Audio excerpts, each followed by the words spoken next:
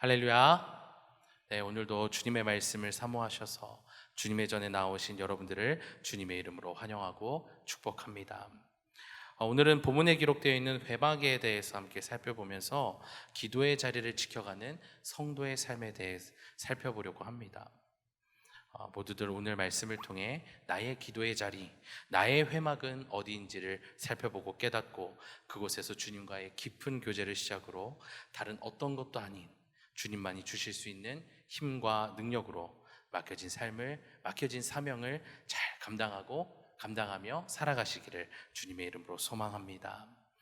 오늘 본문에 등장하는 모세는요, 이스라엘 백성들을 광야에서 인도해낸 지도자로 그의 지도력은 기도에서부터 비롯되었다라고 할 수 있는데요, 그 이유는 이스라엘 안에 문제가 생길 때마다 그가 회막에 들어가서 기도했기 때문입니다. 오늘 본문이 시작되기 바로 직전에 이스라엘에는 어떤 일이 있었냐면 40일 동안 시내산에 올라갔던 그 모세를 기다리지 못하고 금송아지 형상을 만들어서 우상 숭배하는 죄를 짓고 말았습니다. 그때 하나님께서는 이스라엘 백성들을 진멸하고자 하셨습니다. 싹 쓸어버리려고 하셨어요. 그런데 그때 하나님과 함께 있었던 모세가 이렇게 기도를 합니다. 출애굽기 32장 32절 말씀 우리 함께 읽어보도록 하겠습니다. 시작. 그러나 이제 그들의 죄를 사하시옵소서. 그렇지 아니하시오면 원하건대 주께서 기록하신 책에서 내 이름을 지워버려 주옵소서. 아멘. 생명의 책에 기록된 나의 이름을 지워달라고 하나님께 이야기합니다. 내가 주님 나라에 가지 못해도 좋으니 그들을 살려달라는 거죠. 자신의 영생을 포기하고 이스라엘 백성들을 살리겠다라고 하는 중보 기도를 드렸던 겁니다.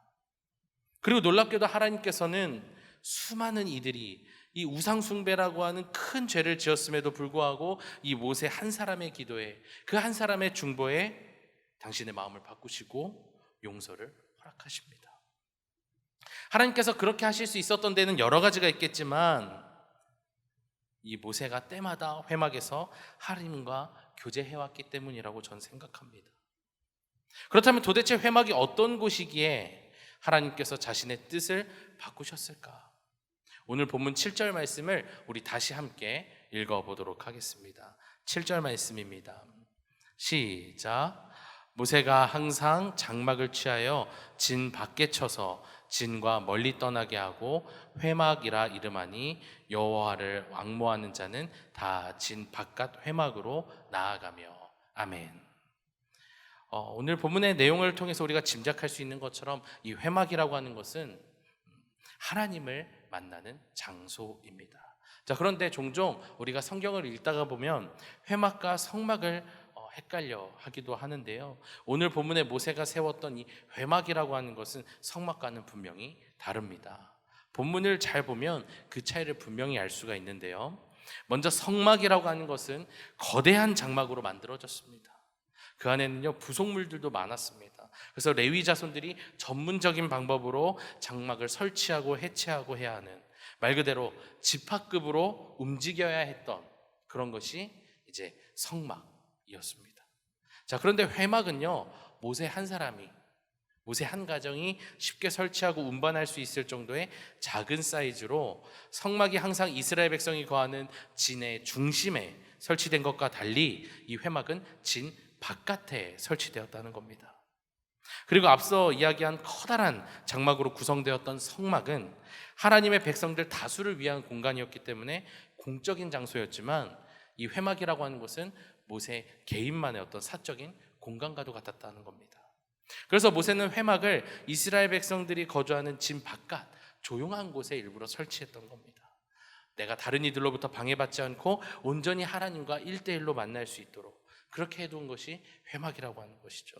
이를 통해서 우리는 무엇을 할 수 있냐면, 하나님께서는 공식적인 예배뿐만 아니라 그 외에도 우리를 향한, 나를 향한 1대1 개인적인 만남을 원하신다라고 하는 것을 알 수가 있는 겁니다.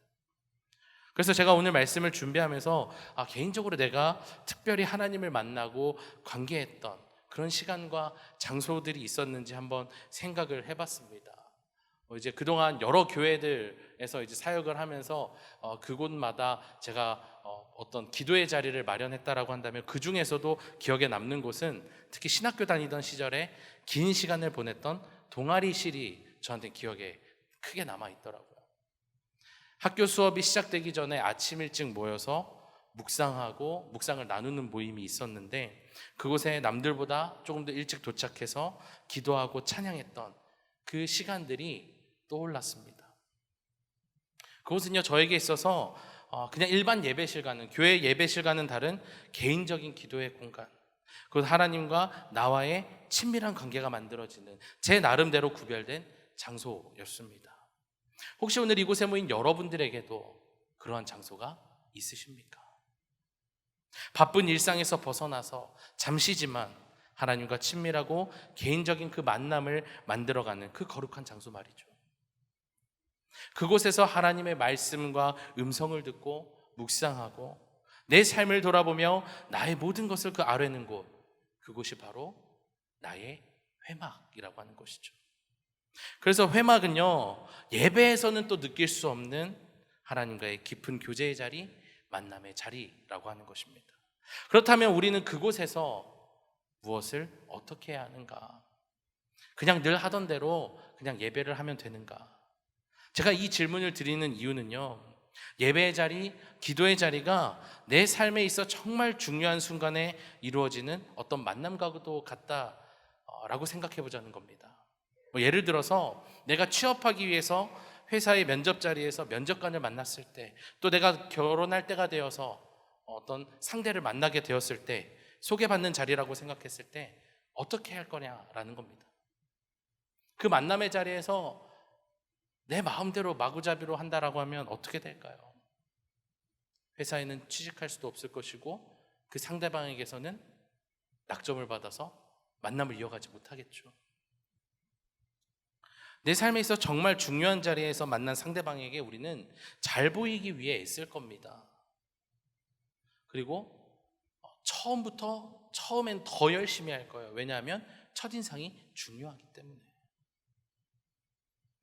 소위 3초 효과, 콘크리트 효과라고도 하는데요. 소개팅이든 비즈니스 미팅을 할 때 3초 안에 상대방에게 좋은 인상을 남기려면 최대한 빨리 서로의 공통점을 찾는 것, 닮은 점, 어떤 지향성을 찾는 것이 중요하다라고 합니다. 그래서 소개팅을 하면 서로 막 이것저것 많이 물어보죠. 좋아하는 음식은 뭐예요? 취미는 어떤 거예요? 이렇게 여러 가지를 물어보면서 공통점을 찾으려고 애씁니다. 오늘 본문에서는 이러한 마음을 뭐라고 이야기하고 있냐면 앙모하다라고 이야기합니다. 영어로는 long for, 관심을 가지고 보다, 기대를 가지고 보다라는 뜻을 가지고 있습니다. 관심을 갖는데 어떤 기대를 가지고 보는 겁니까? 나랑 닮은 곳, 나랑 공통점이 있기를 기대하는 그 마음을 앙모한다라고 말하고, 회막, 기도의 자리에 우리가 나아갈 때 그 마음을 가지고 나아가야 한다는 겁니다. 내가 주님을 닮기를 원합니다. 내가 주님과 닮은 구석이 있을까? 내가 그 주님을 앙모합니다 라는 그 마음으로 기도의 자리에 나아가야 된다는 겁니다. 특히 오늘 우리가 모인 이 금요 기도의 자리, 이곳이 우리에게 있어 모세의 회막과 같은 곳이 되기를 소망합니다. 오늘 본문에서 하나님은 친구와 이야기하는 것처럼 모세와 회막에서 이야기를 나누었다라고 이야기합니다. 이것은 당시의 가치관으로는 감히 이해할 수 없었습니다. 도무지 상상할 수조차 없는 파격적이고 놀라운 것이었어요. 그리고 그 은혜가 우리에게도 허락되었다는 겁니다. 예수 그리스도의 보혈의 피로 그 파격적인 은혜를 우리에게도 허락해 주셨습니다. 그래서 모두들 이 금요 기도의 자리를 통해서 주님과 더욱 친밀해지는 시간으로 삼아 우리를 친구로 부르시는 그 주님과의 관계가 깊어지는 장소, 그분을 알아가는 기쁨이 넘치는 그 은혜의 자리에 온전히 설 수 있기를 간절히 소망합니다. 자, 그런데 말이죠, 방금 우리 금요 기도회가 회막과 같은 장소가 되었으면 좋겠다라고 제가 말씀을 드렸지만, 오늘 본문에서 이야기하는 그리고 오늘 제가 말씀을 전하려고 하는 이 회막은요, 어떤 고정된 장소만을 의미하지는 않는다는 겁니다. 물론 금요 기도회를 비롯한 여러 각자의 기도의 자리를 나의 회막으로 정할 수도 있지만, 우리가 한 가지 기억해야 할 회막의 또 다른 특징은요, 회막이라고 하는 것은 자기가 원하는 곳에 설치했던 이동식 장소였다라고 하는 점입니다. 즉 우리의 회막은 고정되어 있는 어떤 특별한 장소보다도 다른 것에 방해받지 않고 내가 하나님과 그 교제를 온전히 누릴 수 있는 공간, 하나님께만 집중할 수 있는 공간이면 충분하다라는 겁니다. 그렇다면 둘째로 회막은 정확히 어떤 것인가? 앞서 이야기했던 것에 이어서 말하자면 하나님이 나와 함께 하시는 그곳이 회막이자 기도의 자리라고 하는 사실입니다. 9절 말씀을 제가 다시 읽어드리겠습니다. 모세가 회막에 들어갈 때에 구름 기둥이 내려 회막문에 서며 여호와께서 모세와 말씀하시니. 아멘. 이것은요, 오늘을 살아가는 우리에게 있어 기도에 대해 다시금 생각해 보게 하는 부분인데요, 우리 하나님께는 참 많은 속성이 있습니다. 그 중에 유비쿼터스라고 부르는 편재성이 바로 그것인데요, 편재성이란 유비쿼터스란 말 그대로 어디에나 있음이라는 것을 의미합니다. 앞서 이야기했던 회막과 기도의 자리에 적용해서 이야기하자면 우리의 기도의 자리는 어디에나 계시는 하나님이 계시는 그 모든 곳이 우리의 기도의 자리가 된다라고 하는 것이죠. 이것이 우리에게 있어 기도에 대해 다시 생각해 보게 하는 이유는요, 이것을 우리가 깨달았을 때 내 삶의 태도가, 우리의 삶의 태도가 완전히 달라질 수 있기 때문입니다. 1600년대 중반 니콜라 에르망이라고 하는 사람이 어떤 자기가 살던 그 삶에서 만족하지 못해서 나이가 50이 되었을 때 파리에 있는 맨발의 가르멜 수도원에 들어가게 됩니다.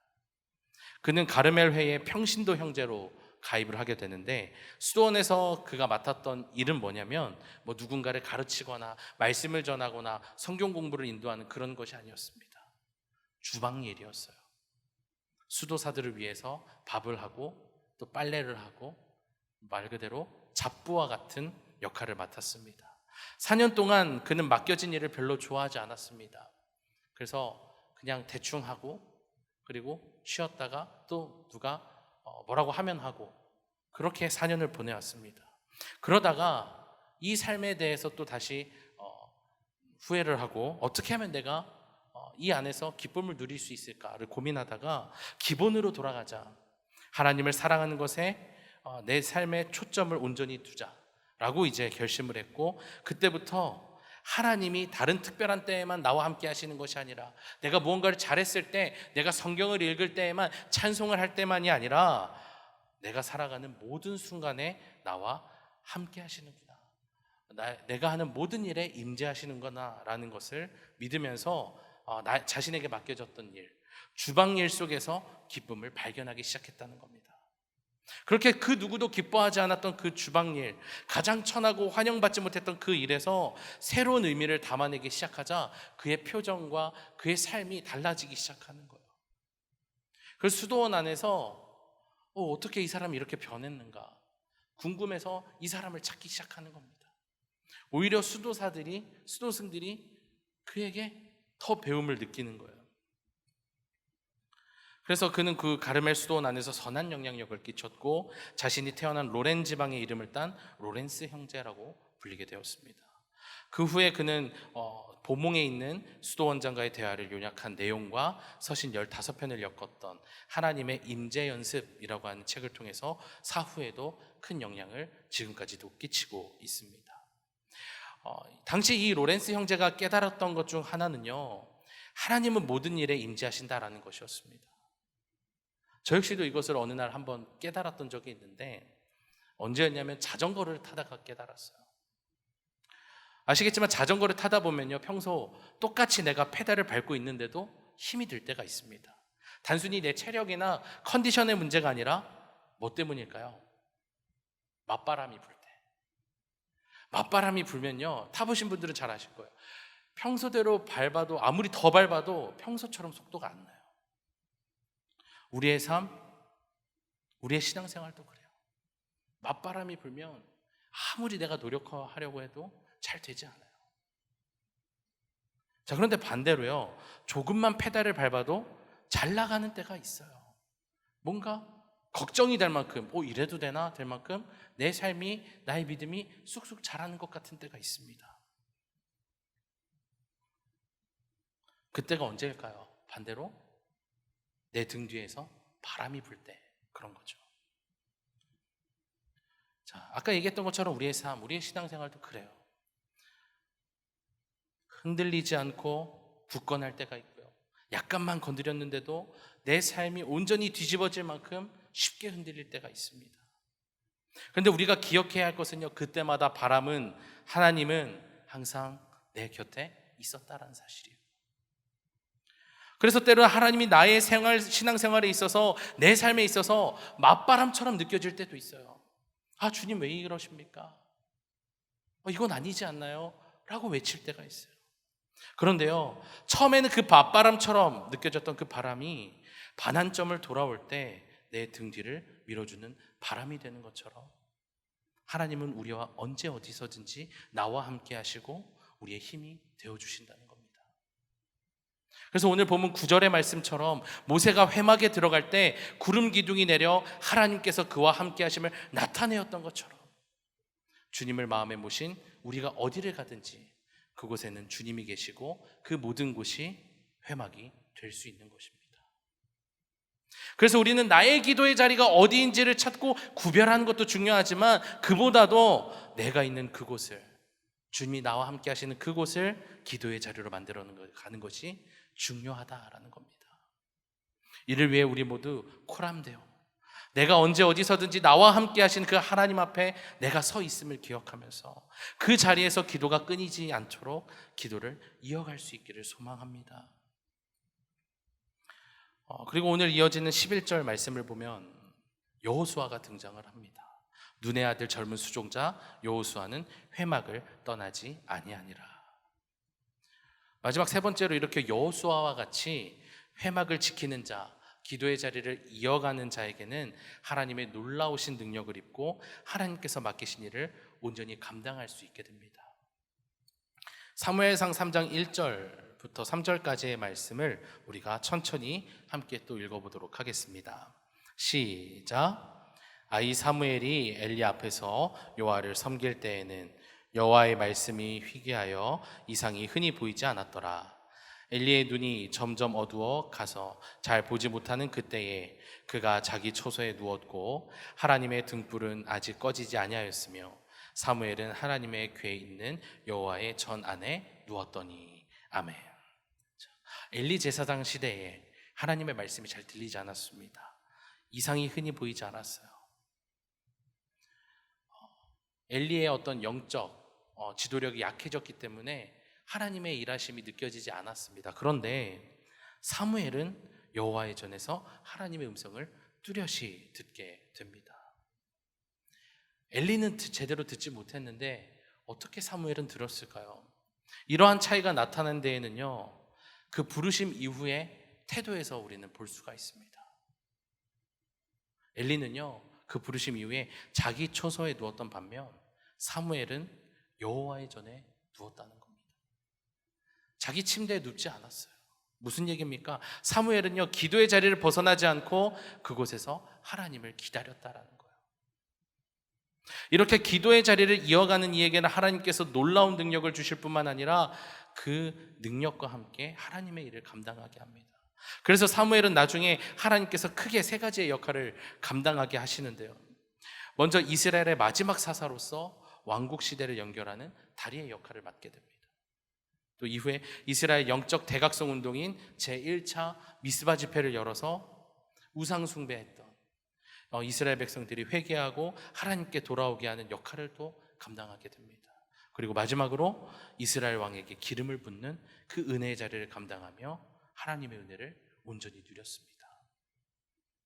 그리고 오늘 본문에서 기도의 자리를 떠나지 않았다라고 기록된 여호수아 역시 놀라운 능력과 함께 맡겨진 사명을 감당하는 것을 우리가 보게 되는데요, 나중에 이 이스라엘 백성들이 가나안 땅에 이르렀을 때 이스라엘이 기브온과 화친을 맺게 됩니다.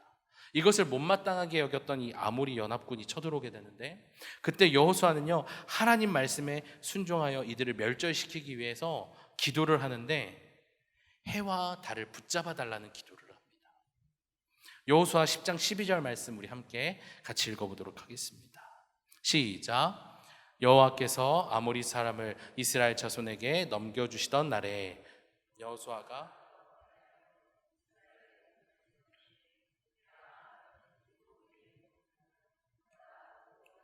골짜기에서 그리할지어다 하매 아멘. 해와 달을 멈추는 기도, 말도 안 되는 기도라고 생각할 수 있지만 정말로 하나님께서는 그 기도를 들으시고 해를 붙잡아 두셨고 이스라엘은 아모리 다섯 왕의 군대를 다 물리칠 수 있었습니다. 여호수아에게 다른 어떤 큰 능력이 있어서 해와 달을 멈추고 전쟁에서 승리했던 것이 아니에요. 전지전능하신 하나님과의 만남의 자리, 기도의 자리를 지켰기 때문에 그러한 역사를 누릴 수 있었던 것입니다. 이처럼 기도의 자리를 놓치지 않고 이어가는 사람은 하나님께서 그를 위해 놀라운 일을 마다하지 않으시며 당신의 능력을 마음껏 펼쳐주신다는 겁니다. 사랑하는 우리 성도 여러분, 아무리 생각해도 지금의 내 삶이 거센 맞바람으로 가득한 것 같습니까? 아니면 끊임없이 흔들리다 못해 이제는 다시 일어설 수 없도록 꺾어져 버린 것 같습니까? 오늘 말씀을 나눈 것처럼 주님은 우리와 언제 어디서나 함께 하시며 당신의 때가 되었을 때 주님께서는 우리의 등 뒤를 강하게 밀어주실 것입니다. 그때를 기대하시면서 기도의 자리에서 벗어나지 않도록 처절한 믿음의 싸움을 이어가시기를 바랍니다. 우리의 그 믿음의 분투를 주님께서는 기억하시고 정말 중요한 그 순간에 여호수아에게 응답하신 것과 같이 오늘 이곳에 모인 우리 모두에게도 주님께서 응답해 주실 것입니다.